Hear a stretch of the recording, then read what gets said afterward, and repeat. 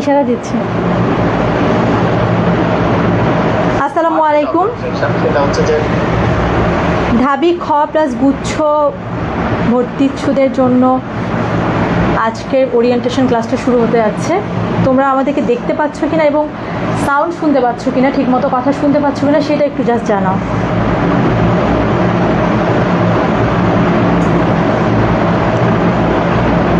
তোমরা আমাদেরকে শুনতে পাচ্ছ? শোনা যাচ্ছে।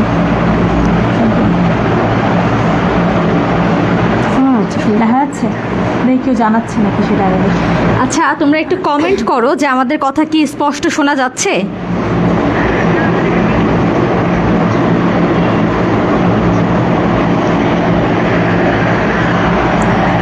শুরু করি, শোনা যাচ্ছে, শুনতে পাচ্ছে?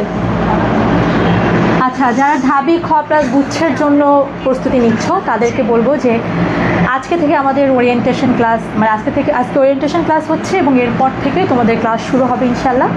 27 তারিখ থেকে ক্লাস শুরু হবে এবং এখানে পুরো কোর্স যে প্ল্যানটা, সেটা দেওয়া আছে। তার আগে কিছু কথা তোমাদেরকে আমি বলতে চাই, সেটা হচ্ছে যে আমি তোমাদের বলতে চাই সেটা হচ্ছে যে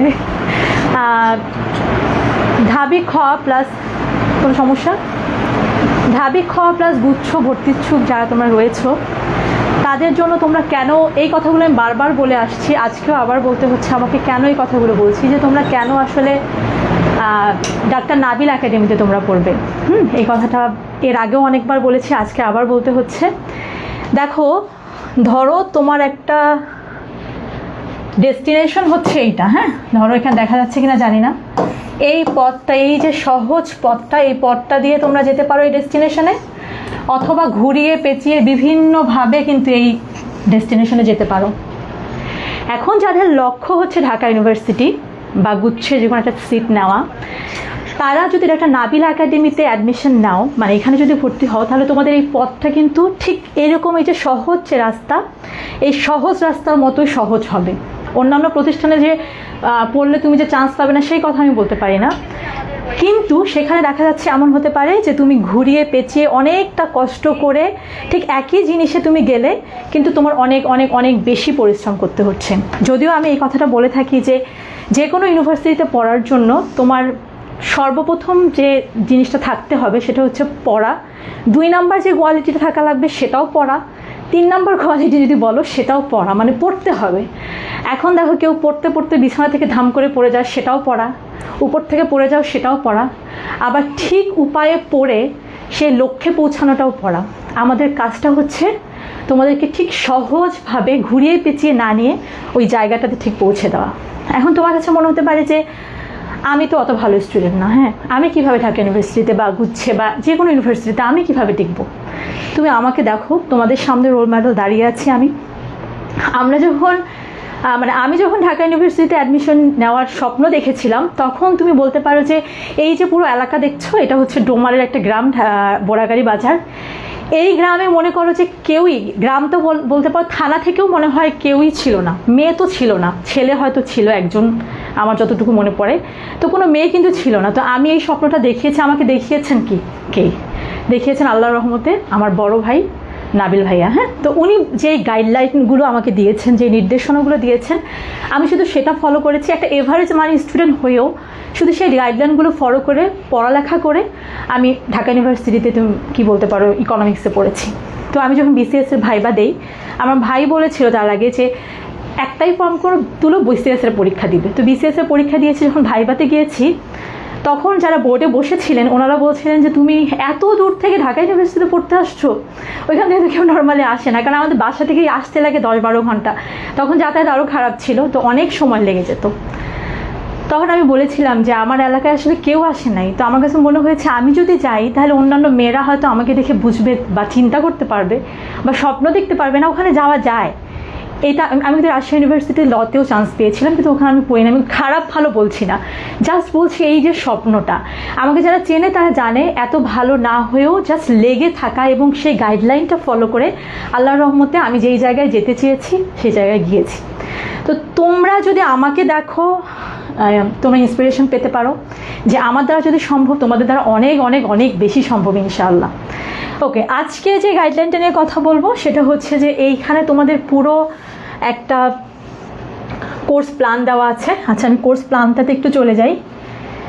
দেখো, তোমাদের কোর্স প্ল্যানটা যদি দেখাই, এখানে আমাদের সাধারণ জ্ঞান যেগুলো থাকে, আমি যেভাবে সাজিয়েছি, মানে আমরা যেভাবে সাজিয়েছি আমাদের পুরো টিমটা, সেটা হচ্ছে যে প্রথমে সামারি ক্লাসগুলো হবে। খুব মনোযোগ দিয়ে শোনো এই কথাটা। সামারি ক্লাসগুলো যেগুলো হবে সেগুলো হচ্ছে তোমার বলতে পারো যে বলা চলে না, প্রাণ, একটা শরীরের প্রাণ বলতে পারো ওটাকে। হ্যাঁ, তো ওই প্রাণটা আগে তোমাদেরকে দিয়ে দেওয়া হচ্ছে, ওইখান থেকে পড়বে, নোট করবে। আর লাইভ ক্লাসগুলোতে ওই প্রাণের উপরে ধরো যে কিছু গ্যাপ আছে, কিছু সমস্যা হচ্ছে, কিছু জিনিসে তোমাদের কনফিউশন হচ্ছে, ওই জিনিসগুলোর উপর আমরা প্রচুর প্রশ্ন সলভ করব। আমরা বিশ্বাস করি যত বেশি প্রশ্ন আমরা সলভ করব তত বেশি তোমরা ভুল করবে, এবং তত বেশি ফাইনালে যেটাতে আসল পরীক্ষা সেখানে ভুলের চান্স কিন্তু অনেক কমে যাবে ইনশাআল্লাহ। তো এটাই হচ্ছে আমাদের মোটো। সামারি ক্লাস হলো, লাইভ ক্লাসে চলে যাচ্ছি। লাইভ ক্লাস তো বললাম আমি নিব। সামারি ক্লাসও মাইশা ইসলাম, হিমু স্যার, লামিসা ইসলাম, এনারা সবাই নেবেন ইনশাল্লাহ। কনসিস্টেন্সি কিন্তু থাকবে, যে একদিন আমি নিলাম ধাপ করে আরেকদিন এসে মাইশা নিয়ে নিল, ব্যাপারটা কিন্তু এরকম না। যে যে বিষয়টা নিচ্ছে সে সেটা শেষ করবে এবং তারপরে আরেকজন টিচার এসে কিন্তু বাকিটা শেষ করবে, এরকম ব্যাপারটা আছে, যাতে করে তোমরা কনফিউজড হয়ে না যাও। তো যে জিনিসটা বলতে চাই যে পড়ানোটা আসলে কীরকম হবে, তোমরা জানো যে বারবার বলি এই কথা, ইংরেজি কিন্তু একটা গেম চেঞ্জিং রোল প্লে করে। আর 10% মাত্র পাস করে ঢাকা ইউনিভার্সিটিতে পরীক্ষায়। অনেক পরীক্ষা দেওয়ার পর 10% পাস করে, মানে বুঝতে পারছো কী অবস্থাটা হয়। এখানেই সবচেয়ে বড় রোলটা প্লে করবে তোমাদের doctor Nabil academy varsity care. কারণ কি? কারণ হচ্ছে যে Nabil sir, doctor Nabil sir, যে বিশেষত্বটা বলতে পারি উনি আছেন। উনি তোমাদের, ওনার অভিজ্ঞতা আছে, ওনার পড়ানোর স্টাইল তোমরা জানো, অনেকেই জানো। ওনার সফলতার কিন্তু ওনার ইতিহাস আছে। উনি ওই পথটা পেরিয়ে এসেছেন যেই পথে তোমরা এখন দাঁড়িয়ে আছো।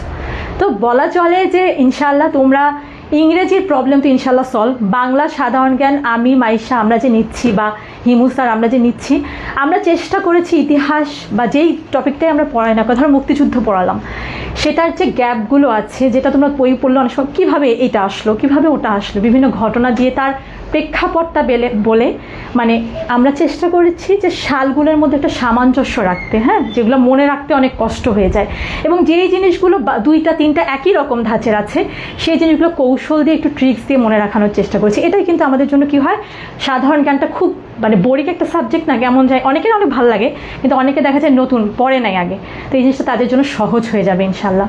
তো এটাই বলবো, লাইভ ক্লাসগুলো আছে, তারপরেও যদি কেউ বুঝতে না পারে সলিউশন ক্লাস না হবে কিসের উপরে ভিত্তি করে, লাইভ ক্লাস, সামারি ক্লাস পড়ে বুঝলে না, তখন এসে সলিউশন ক্লাসের জন্য তোমরা প্রবলেমগুলো নিচে কমেন্টে দিয়ে দিবে। আমরা সেগুলো নিয়ে একটা সলিউশন ক্লাস অবশ্যই প্রতি সপ্তাহে রাখবো ইনশাল্লাহ। আর পরীক্ষার কথা যদি বলি, প্রতিদিন 60 120 মার্কসের পরীক্ষা আছে 2টো। সপ্তাহে আমরা বলেছিলাম যে 500 মার্কসের পরীক্ষা নিব, এর কম হবে না ইনশাল্লাহ। রিটেন সহ 500-র বেশি পরীক্ষা নেওয়া হবে, যেহেতু পরীক্ষা ভীতিটা অনেকের থাকে, আমারও ছিল। আমাদের সময় এত টেকনোলজি ছিল না, যেটা কথা যে আমরা দেখা গেছে অনেক জায়গায় পড়তে পারিনি, কিন্তু তোমাদের সময় এখন কিন্তু সুযোগ আছে।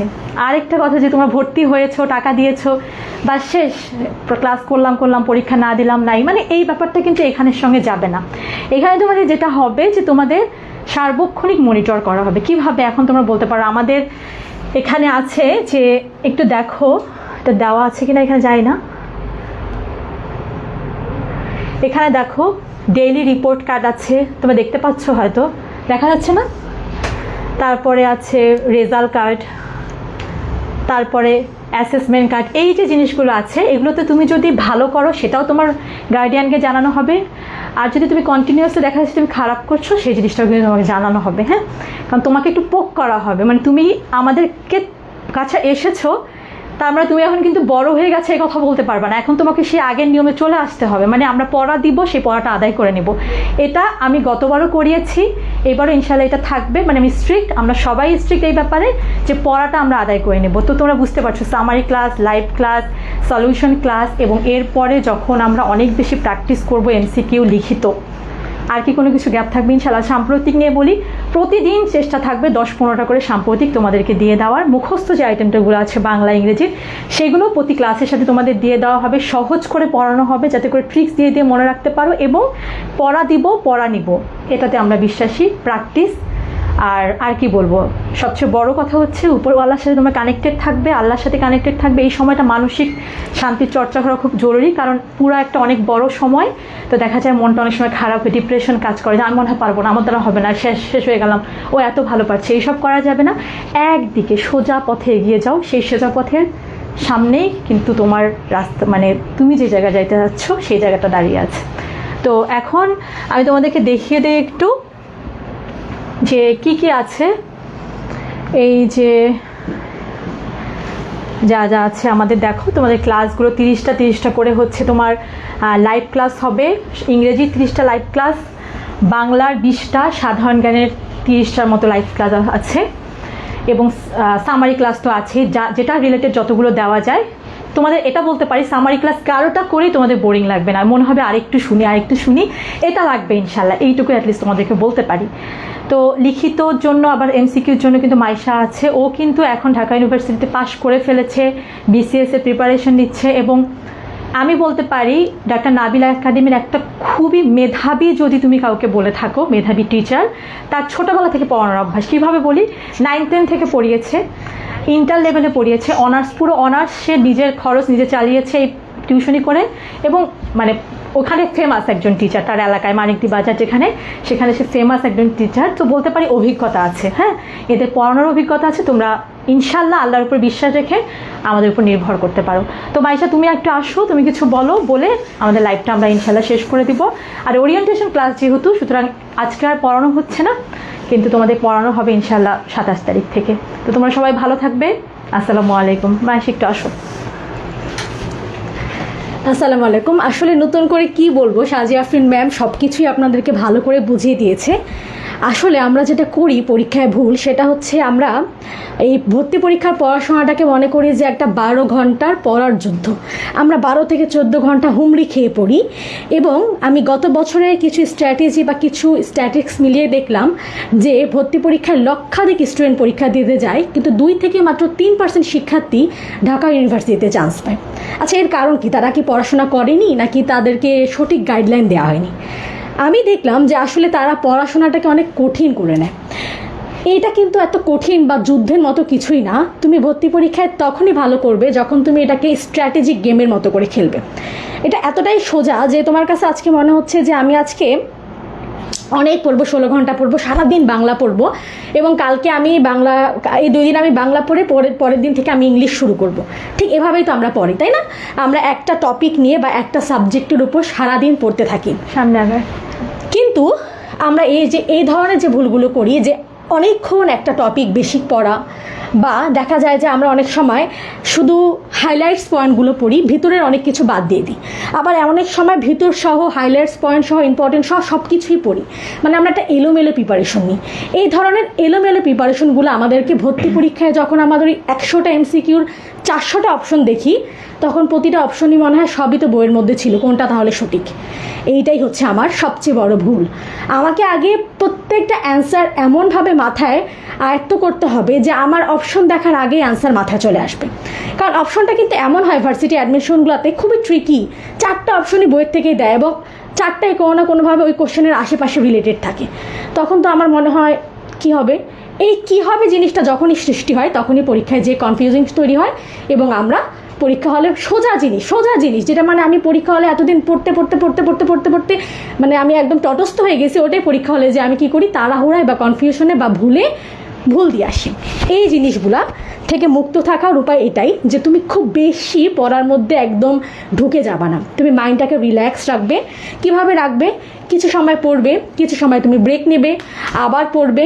একটা সাবজেক্টের উপর কিছু পড়ে ব্রেক নিয়ে নতুন আর একটা সাবজেক্ট পড়বে। এতে তোমার ব্রেনটা সচল থাকবে, সে বোর হবে না। এই যে আমি তোমাকে বললাম না স্ট্র্যাটেজিক গেমের কথা, এই গেমটা এমন যে একটা স্টুডেন্ট পড়তেছে যে ধনী এরকম বইয়ের ভাষা সে পড়তেই আসে, কিন্তু সে যখন এভাবে পড়বে যে এটা এভাবে আমি মনে রাখবো। বা যেমন ধরো আমাদের যে বর্ণমালার যে 5টা বর্গগুলো যদি আমি এভাবে মুখস্থ করি যে প্রথমগুলো অঘোষ, প্রথমটা অঘোষ, তৃতীয়টা ঘোষ, তৃতীয়টা ঘোষ, তাহলে কিন্তু পরীক্ষা হলে যে একটু যখন দুইটা সামনাসামনি আসবে আমার কাছে একটু মনে হবে যে কোনটা ঠিক।